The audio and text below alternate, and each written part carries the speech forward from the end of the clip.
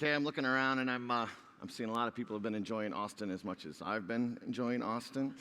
So as my high school football coach used to say, sometimes you gotta play hurt, son. So let's all get in the game. All right, let's get going. As the voice of God told you, I'm Ted Sullivan at Adara, and I've been moderating these debates for a little over 3 years now. And I love the fact that it's gone from a very small breakout session to the general session, which tells me that y'all like to argue. And that's good, that's healthy. So why do we have these debates? And we kind of came up with this a few years ago because this is my 18th DMAI, and I've been to a ton of sessions. I've seen a lot of great content, a lot of educational things, but I always felt that the most productive meetings were in the lobby bar where we really hashed stuff out and we debated, right? So welcome to the biggest lobby bar in DMAI history. That's what we're going to do, all right? I put this up there because, I'll be honest, sometimes I think as an industry, we're too nice. We're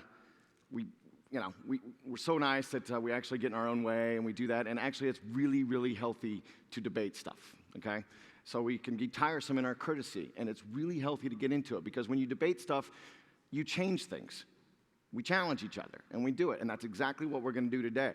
These topics are all the topics you guys talk about in your offices with your staff all the time. It's really good sometimes to hear that counter-argument, so when you go back, you kind of learn a few things. So here's the format. I actually called my high school debate teacher and got the format of what the high school debates are, and that's what we're going to use today. Each debater gets 6 minutes to make their point and to make their argument, all right? Then there's a 1-minute rebuttal for each side. And then you're going to have a live text here where you guys can text who won the debate. But keep this in mind.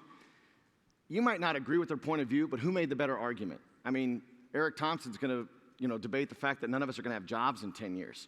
You might not agree with that, but if he makes a really compelling argument, you got to think about it. And also, they're going to have to use some content from the conference a little bit, all right? And this might not reflect your opinion. Totally fine, but it's good to hear it. All right, here's a disclaimer.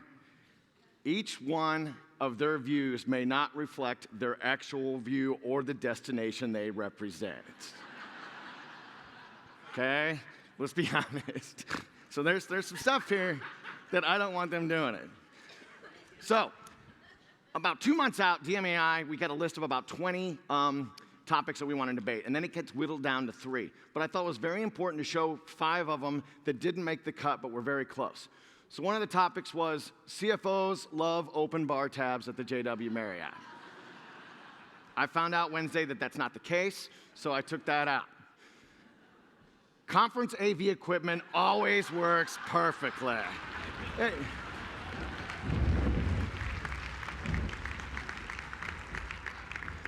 All right, that's awesome. Come on, guys. You know, it happens to all of us. It was great. I like this one. Kansas City barbecue is far superior to Texas barbecue. I know. I have this addiction to breathing, so I took that one out. We're not going to go on that one. Donald Trump would make a great Mexican ambassador. 2 months ago, that was a good idea. My millennial kid is as lazy as that. Too many people agreed with that, so I had to take that one out too. All right. So these are the topics we will be debating today. DMOs will disappear by 2025. Taking the pro on that, saying that that's actually going to happen, is Eric Thompson will visit Salt Lake. Con will build Bill Geist, and he's going to take the con on that. DMOs should stick to marketing and forget development. Matt Clement from Fort Worth is going to make the argument that they should stick to marketing. Teresa Bell-Polsey from Destination DC is going to say, nope, we need to focus on development. And the last one, actually, this will be the first one that's next. Millennials are not as important for your business as you think. Pro is Ashley Johnson, which I think is great because she's a millennial. And con is Gina Sheridan from Visit Charlotte. So, you guys ready to rumble? Get going? All right, let's do it. Ashley and Gina are first. Are you first? You first. Let's go.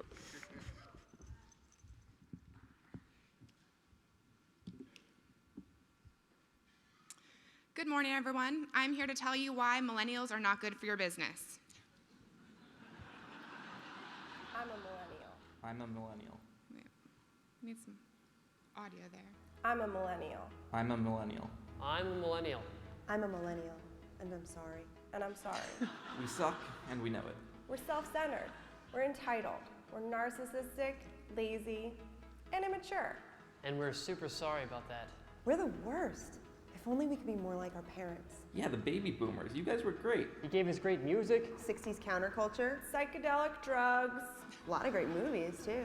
Jurassic Park was awesome. Good job with that one. We don't know what happened. You raised us to believe that we were special. So special that we didn't even have to do anything to earn it. I got this trophy for existing in soccer. That's pretty special. No idea what went wrong. You tried your best. Well, that was the end. That was planned. So all you hear about are millennials this and millennial that. It's such a fad. I mean, they aren't loyal. They can't commit to anything. I mean, hey, I've been engaged for 3 years. This morning, I'm going to hit on 5 points that will prove why millennials are not important for your business as you think they may be. Millennials want a variety of experiences. Some millennial travelers plan on reducing their vacation budgets in 2015 and will visit cheaper destinations, while others are upping their vacation spend to cross off locations on their bucket list. Is your destination really on their bucket list? In the same report, millennials defined as people 18 to 34 years old were the most frequent group to cite the bucket list factor as the reason they believe their travel budget will increase in 15. Millennials are all about the experience and enjoy variety, so why would they keep coming back to your destination? To believe this is extremely counterintuitive. Millennials lead the shared economy. According to MMGY, they reported that 25% of them shared economy accommodations in the past 12 months. Take Comic-Con, for example, which occurred last weekend in San Diego. They welcomed one of the largest annual conventions, which of course would allow hotel rooms to increase their ADR and expecting to be sold out. You couldn't find a room for under $1,000, but typically they don't have a problem filling that occupancy. Due to Airbnb and the shared economy, San Diego's hotels reached a 78% occupancy, while Airbnb reported that they sold 30,000 room nights that same weekend.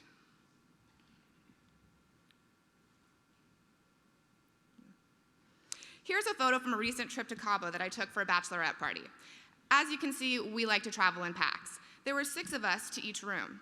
We only found ourselves eating free Chex Mix from the bar and drinking beer and barely spending $10 a day. In fact, the most money was spent getting one of our friends out of the local jail for public intoxication.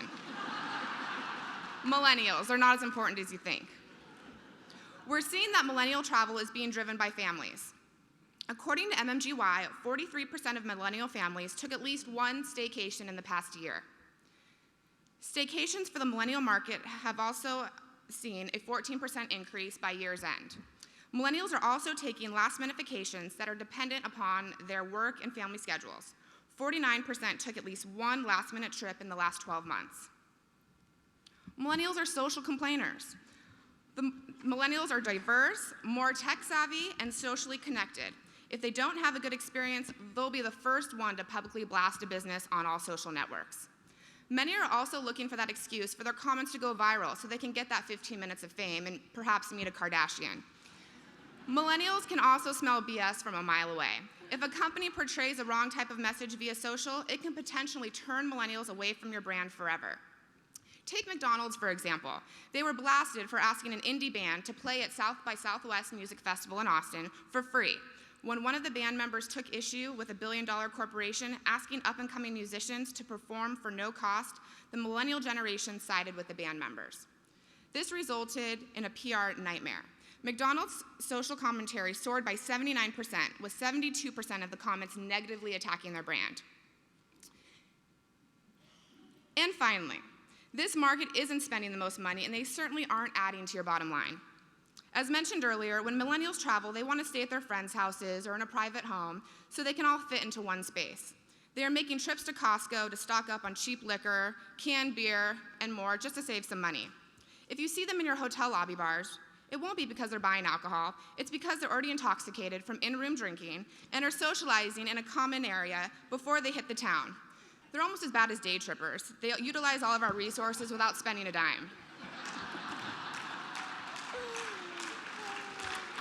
People keep saying that we need to prepare for the future, but I think we need to focus on the present. Millennials, they're not good for your business now or ever.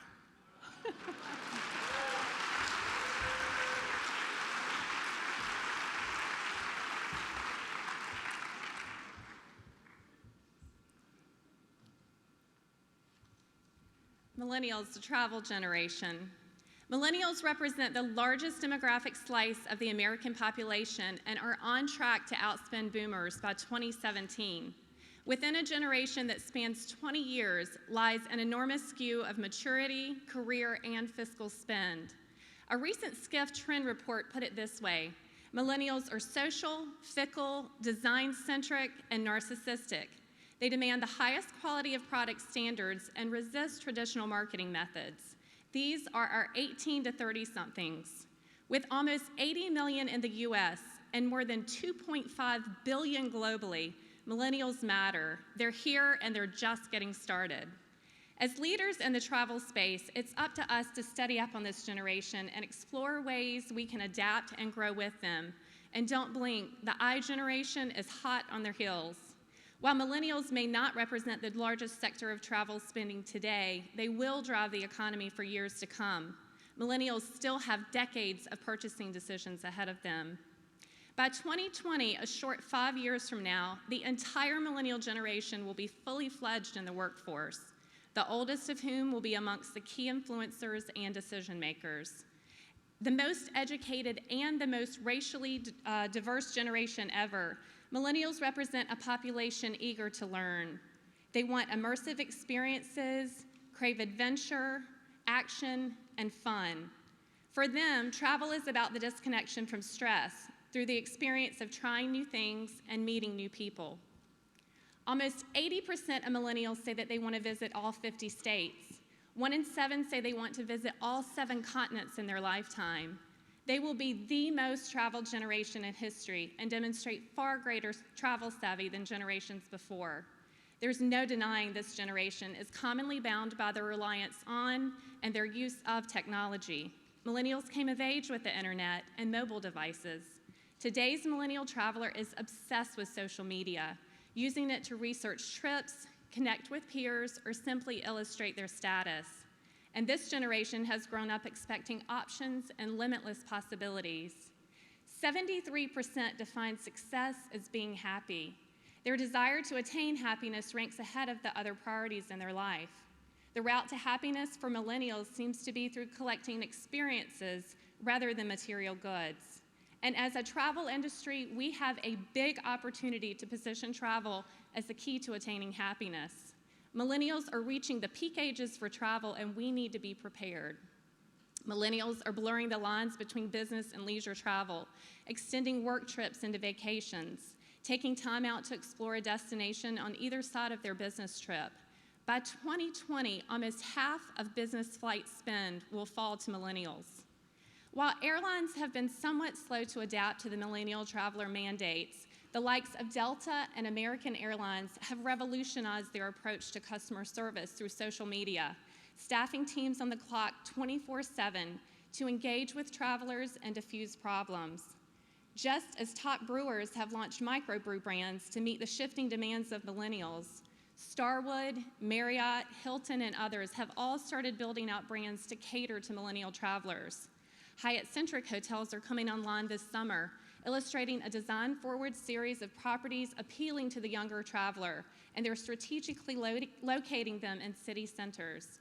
Take a look at the Ace Hotel in New York City, with large social public spaces, in-house cafes, and smart room designs to haul in droves of millennial travelers.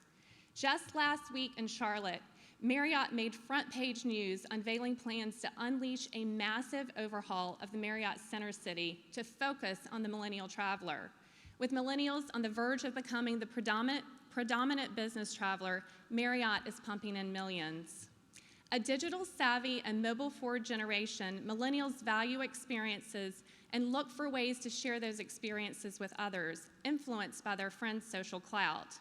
Broadly speaking, millennials have a severe case of wanderlust.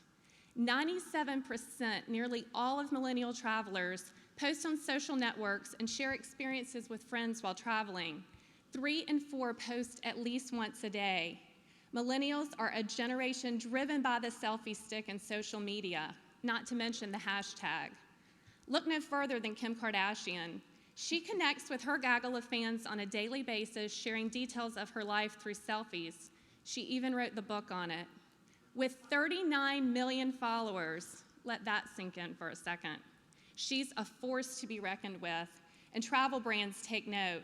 Millennials have been exposed to marketing more than any other generation in history, and it's safe to say they have developed the ability to cut through advertising clutter. If we gain their loyalty, they can help us market.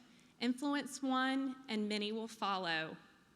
One simple selfie with Mickey and Minnie captured over 1 million likes on Kim Kardashian's Instagram account. Disneyland has a brand ambassador. She posted another picture that literally broke the internet, but that's a different topic for a different debate. First Lady Michelle Obama recently posted a video on her official Instagram announcing the end of the 40-year ban on photos and social media in the White House. You can now take a selfie in the president's home. Social media makes millennials the most vocal and arguably the most influential ambassadors of the destination experiences we're looking to sell. They're critical to our business. Millennials are the travel generation.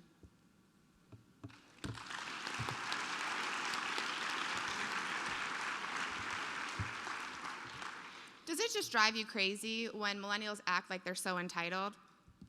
I'm sure you all saw that video and remember the times when millennials would receive medals, trophies, and ribbons for everything, even if they didn't win. In closing, I'd like to remind all of you that I am in fact a millennial and obviously feel extremely entitled. In fact, I felt I won this debate before it even got started. And apparently my parents did too because they sent this trophy to my hotel.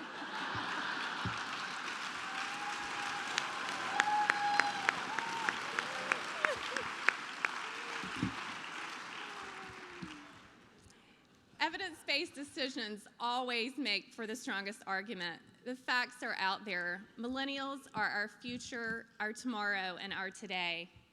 If you are a distinguished member of the 30 under 30 class, will you please stand up?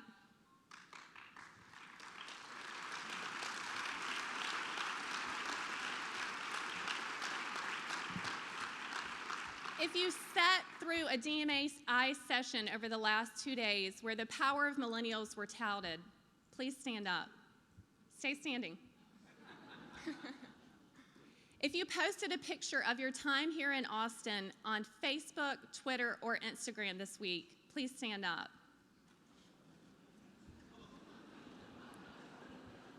If you think millennials are the travel industry's future, please stand up.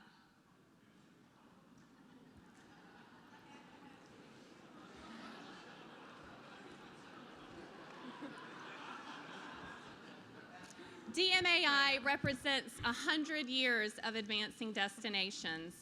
Advancing forward, millennials are the way. Step. Can you bring up the vote? The vote? Okay, guys, there's two ways to vote. There's the app. You can use the DMAI app to vote, or just text to the numbers up there. Remember, who made the better argument? How do you do that? Oh, wow.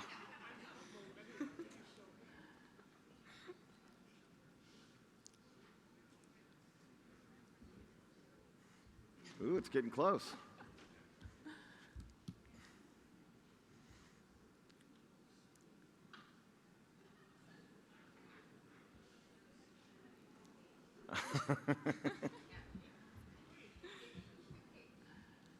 Think we get. Oh. Oh, wow. Thank you, last minute mind changers. All right, I think we got the winner of the debate, Ashley Johnson. Thank you. Thank you both very much.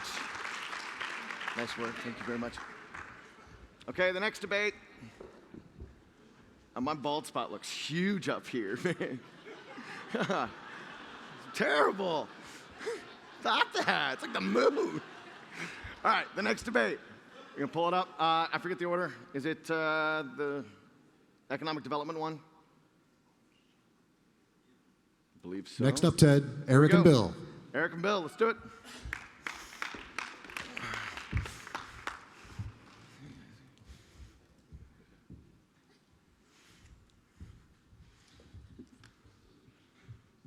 Okay, I seem to be the only one who drew the DMO Pro and have my boss sitting right in front of me. So this is going to be a little more challenging than I first expected. But yes, it's true. Yeah, it's all time for us, and I'm the bearer of the bad news that we as destination branding organizations will disappear by 2025. So start dusting off your LinkedIn profiles. Start thinking about where you're going to be next. And partially it's because a lot of us are continue spending the time and effort figuring out how we can create the next tagline of how we can experience or find yourself in our own destinations, while leisure visitors and business travelers of today have already left us in the dust. But I have one disclaimer on my argument, and it's that DMOs will just no longer exist of today, or the DMOs will no longer exist in 2025, but the DMOs of today will no longer exist. So I think there's a glimmer of hope, but I still have some concern, and I'm going to tell you 5 reasons why. First one is DMO denial. Many of us think we are doing the right things, but we are not willing to look at the facts. And again, I want a simple show of hands from the audience. Prior to this conference, how many of you chose to order a visitor's guide prior to coming here?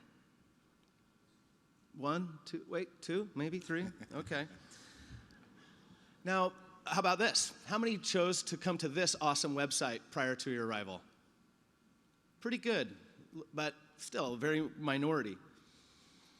How about this website, austin.com? Did anyone see this one prior to their arrival? Or better yet, how many went to the Austin TripAdvisor page or were influenced by TripAdvisor while you're here? Now the question is, did it matter what the branding of the organization was? Did that influence your decision, or does it influence decisions? Do the end customers care what the branding is? The reason number 2 is the failure to innovate. Now, in our first session, Josh Linkner gave a great talk about businesses like Blockbuster, Xerox, MySpace, who all failed to innovate and ultimately went out of business. But what about businesses who are Fortune 50 businesses that decided to innovate and right now have different profit centers than they had just 10 years ago? Apple, GE, IBM are all great examples of that. Are DMOs willing to go out on a limb and change their business models and really do things differently and think about how they can promote and sell their destination in a whole new and innovative way? I'm not so sure. Reason number 3, that companies in the travel space have larger resources and are doing things better and faster than a DMO can.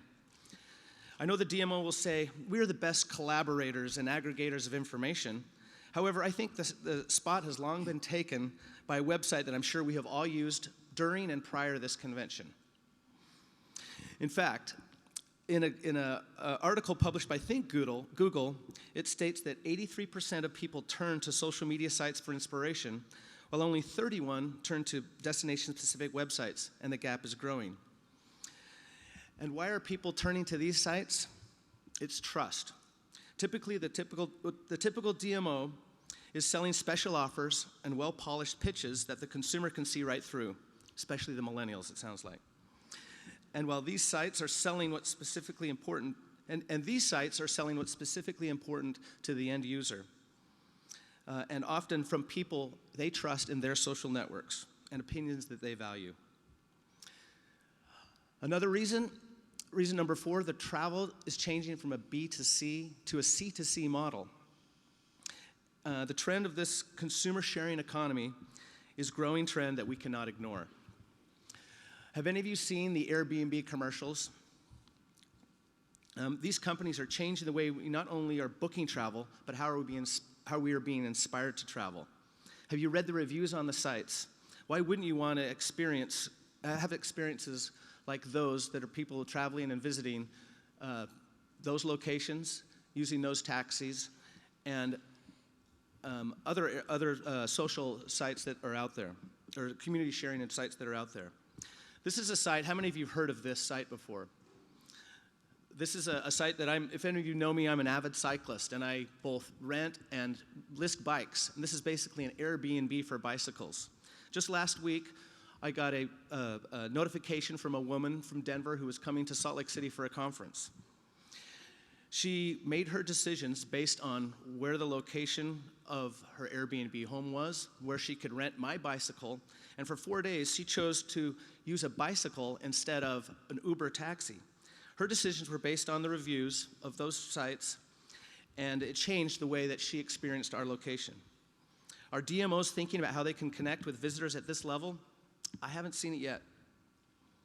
And lastly, reason number 5, the typical business structure of the DMO must navigate geographical and political challenges that private businesses do not. This is probably the most disconcerting reason why we may not exist in the next decade. We spend too much time and effort making sure that we are satisfying the needs of our stakeholders and members.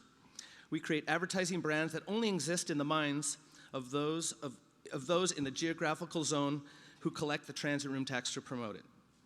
Do you think Yelp, TripAdvisor, and Kayak care who the mayor of your city is or the member businesses of your organization are? I don't think so. We've all been talking about the relevance of DMO for the last, I don't know how many conferences.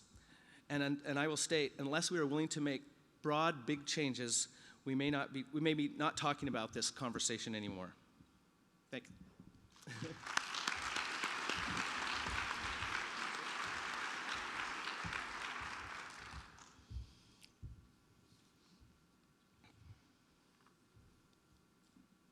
First slide. There we go. The proposition is DMOs will be extinct in 2025. As you could probably imagine, I do not subscribe to that point of view.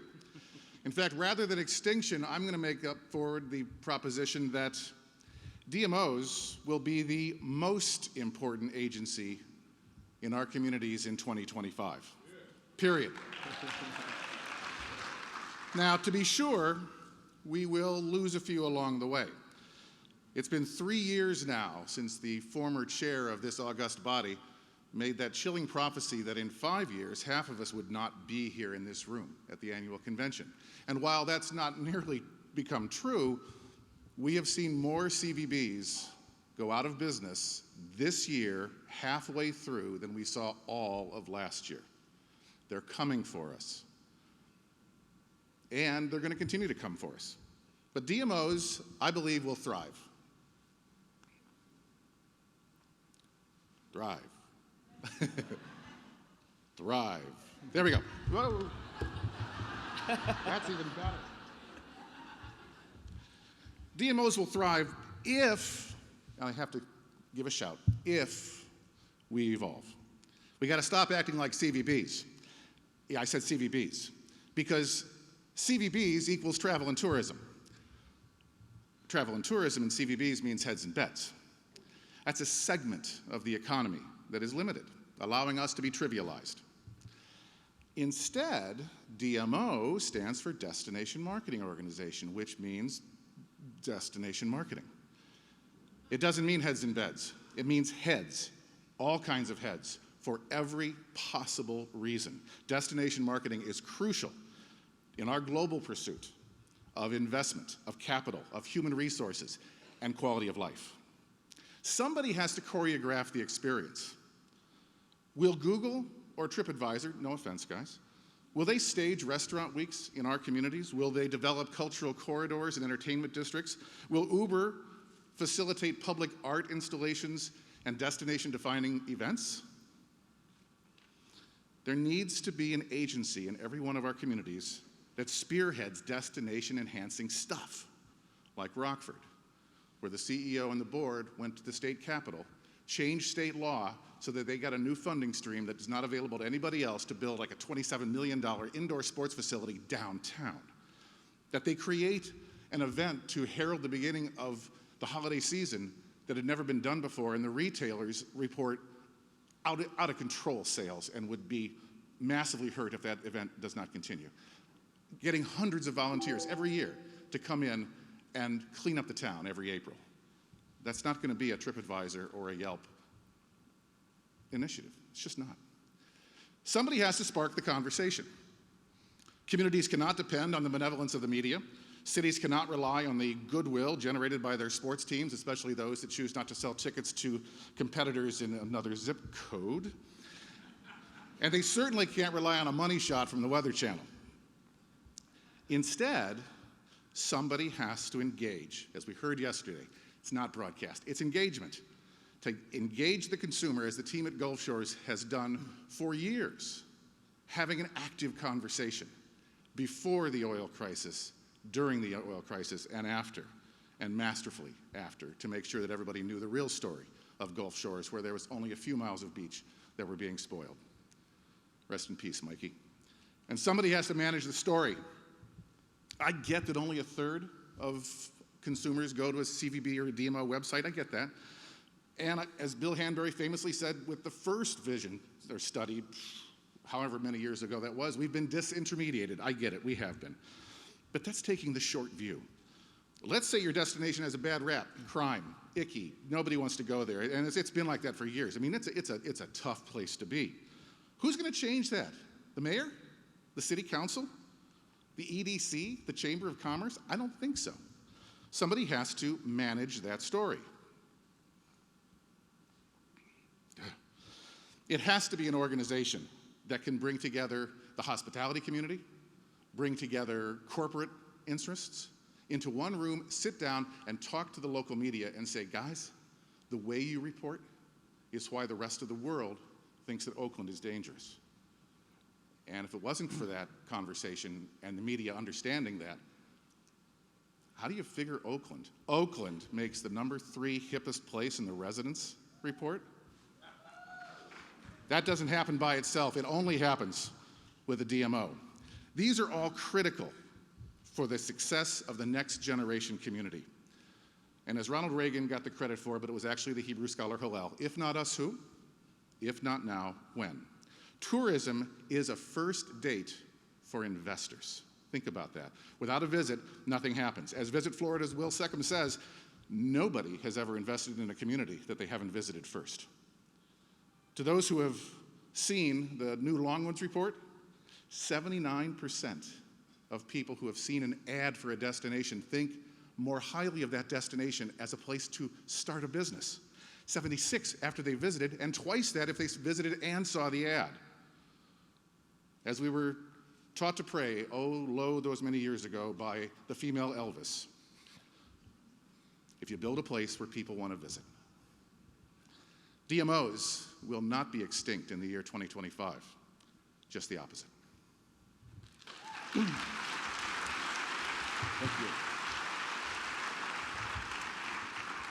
you. Well, you make a great argument, of course. But I still don't think that the consumers care what the branding is. Next year, we will be in Minneapolis. How many of you passed by the booth at Minneapolis that can quote out the branding name that was on the booth?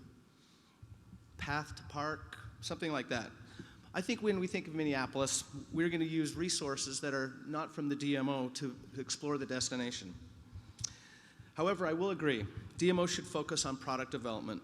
I think that's where the future is of our organizations. But again, if we no longer choose to evolve, we will die.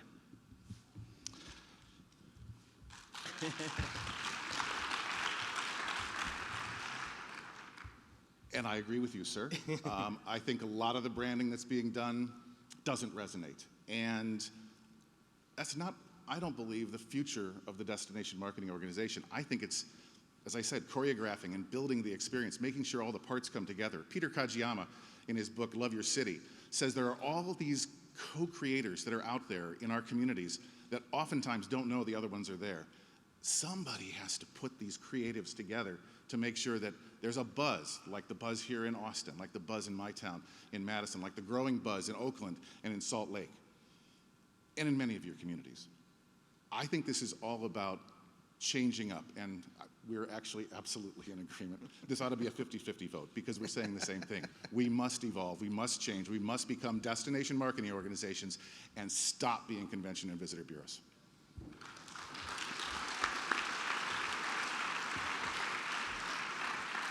Okay, well, let's see if it's a 50-50 vote.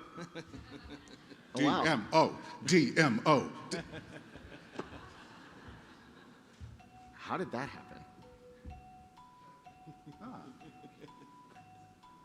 Oh, they had the app. That's how they had it. Oh, yeah.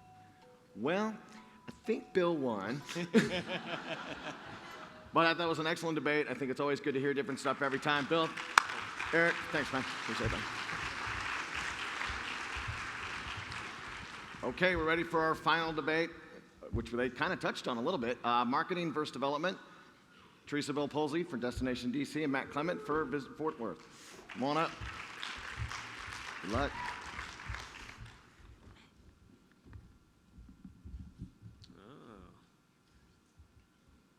You know, Teresa in Texas, ladies go first. Okay. So Eric, don't worry. There's always truck masters. You and I will be there probably after this debate. But you know, it's funny when I was approached to do this. When I was told what I would be debating, that DMO should stick to marketing after 3 days of being told all about the wonders of development. I thought, well, if I can debate that, I can do anything. So I started signing up for debates. Next week, I'll be in California debating in front of a room full of doctors about why cigarette smoking is not really that bad. So I knew I would need some allies to convince you that we should stick to marketing. Marketing's dear to my heart, obviously, if you went to my session yesterday. And I'm here to tell you that why we should stick to marketing. The fate of the free world depends upon it. I brought an ally with me. That's the scapegoat.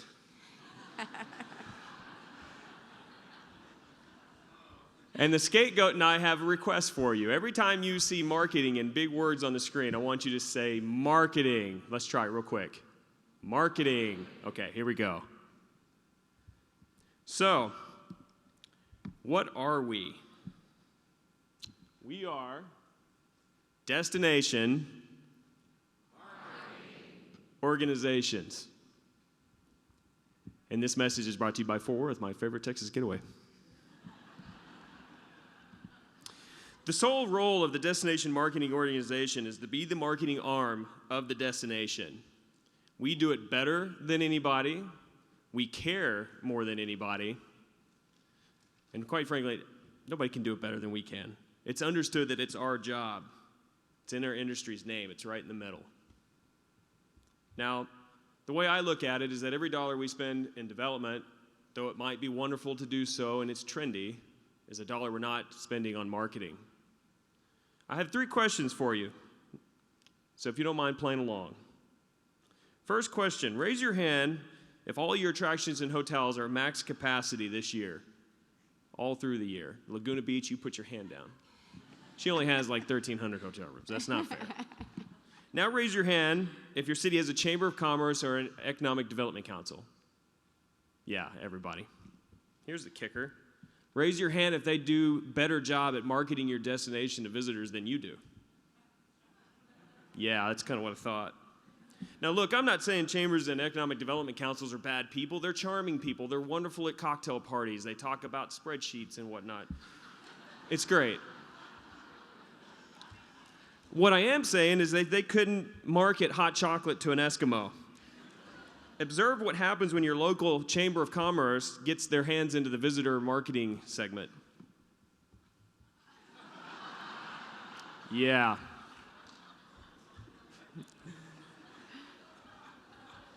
That just ain't right.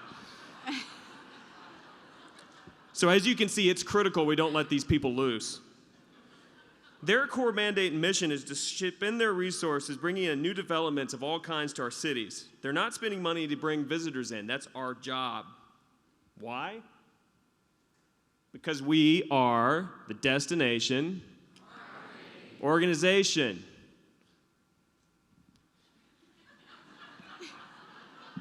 And for the majority of us, this is a zero-sum game.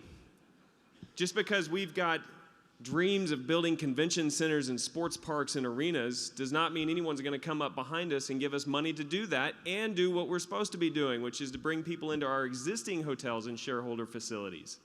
Every dollar that you're spending in development is a dollar you're not spending filling up a hotel room or your convention center or the sports park that you probably already have. Let me ask you this. When you came this week, did this get you excited about coming to Austin? Or that? Yeah, nobody else can do that. But here's what can happen when you decide you want to get into the development casino. Doesn't always work out as well as we'd hope. I hope you guys are not here from Boston. They usually aren't.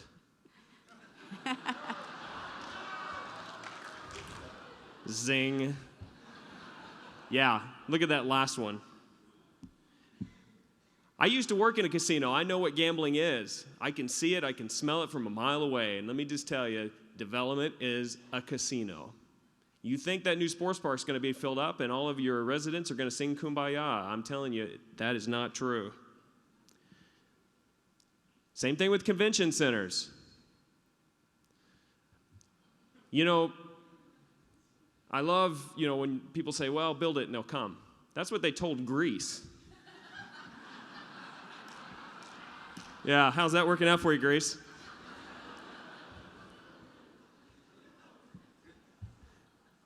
So we are Destination Organization.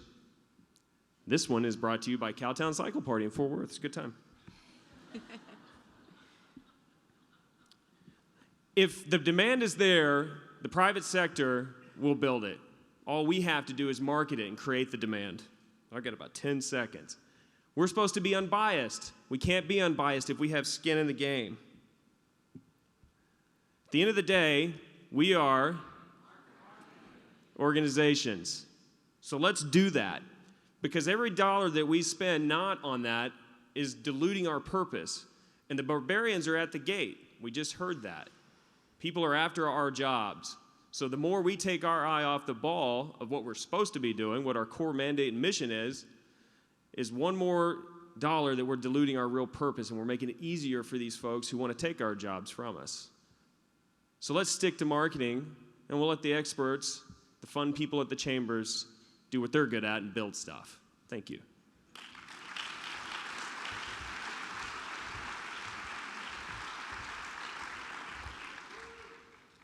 Thanks, Matt. And I appreciate you wanting me to go first. However, in DC, the way that we do it is we always save the best for last.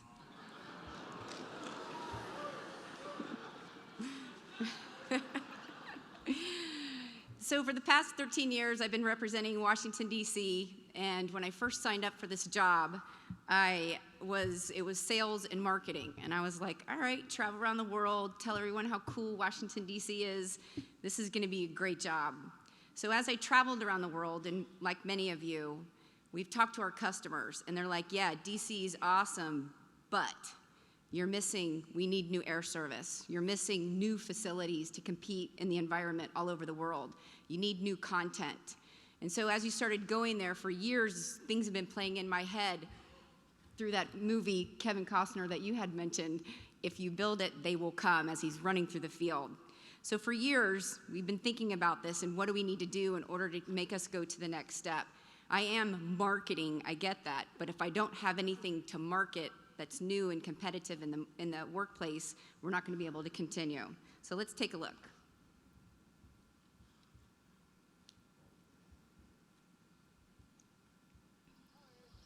Ray, people will come, Ray.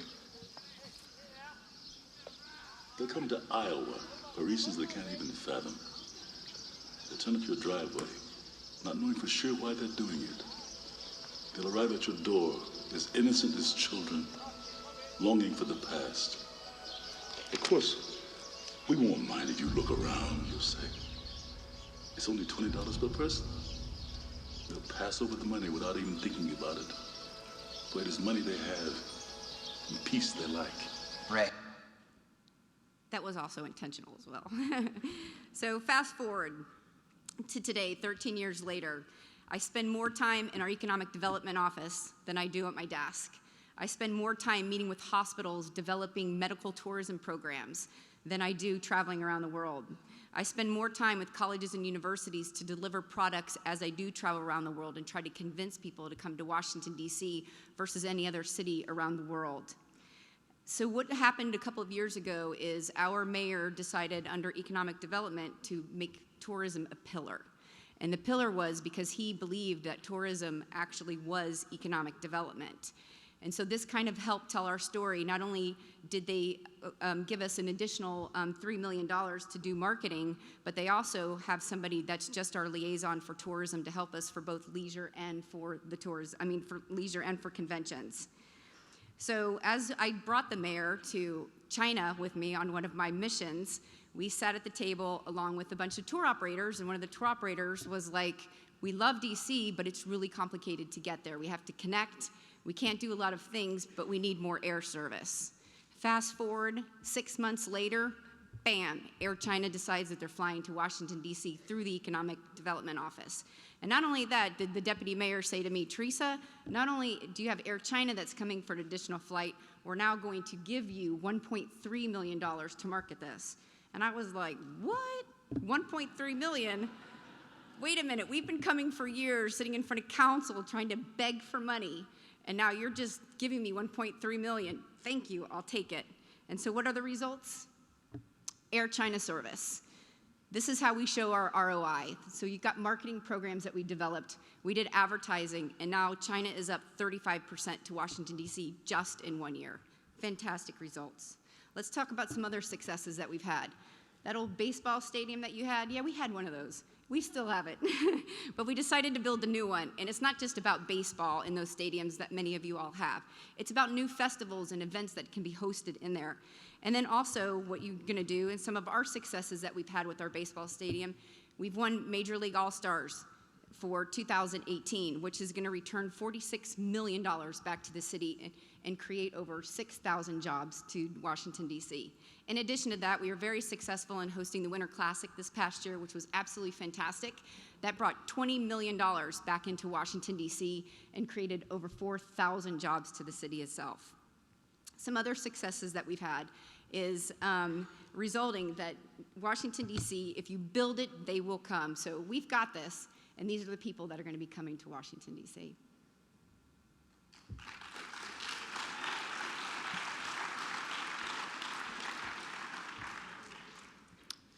Build it and they will come.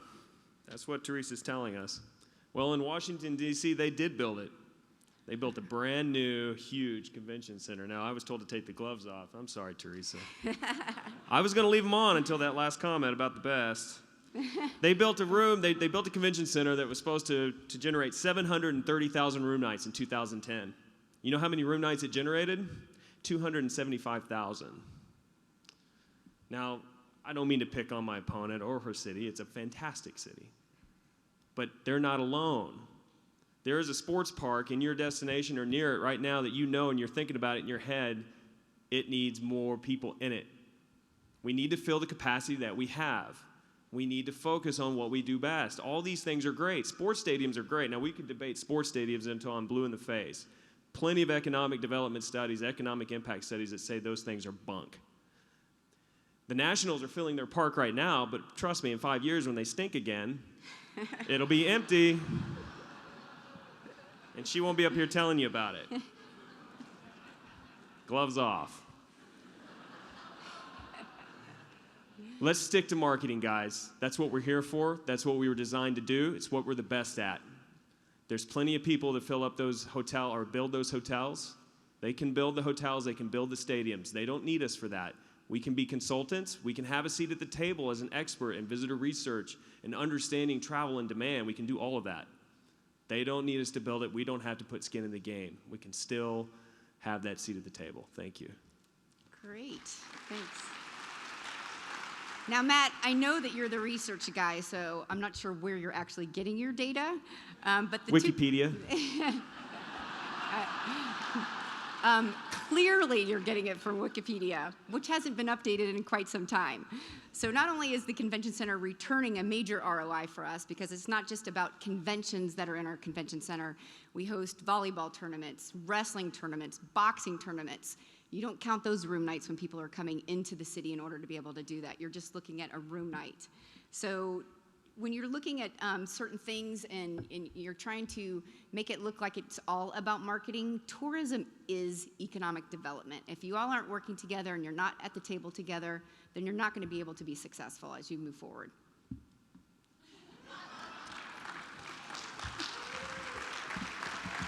Okay, that was good.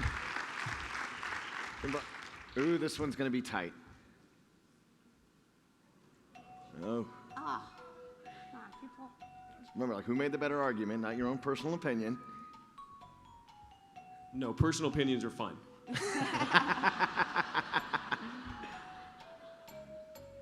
Give it just a little bit.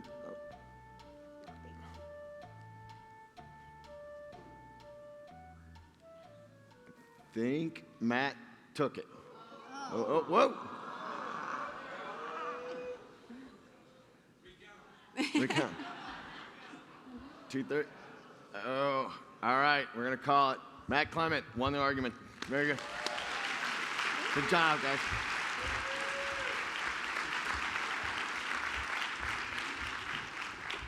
Okay, that was a lot of fun. I think the debates have become a really good industry staple, and next year we're going to be debating 3 topics that we might not even know about right now. So throughout the year, when I see you guys on the road, I want to talk about what topics would be good to debate next year, and you guys might be on the stage.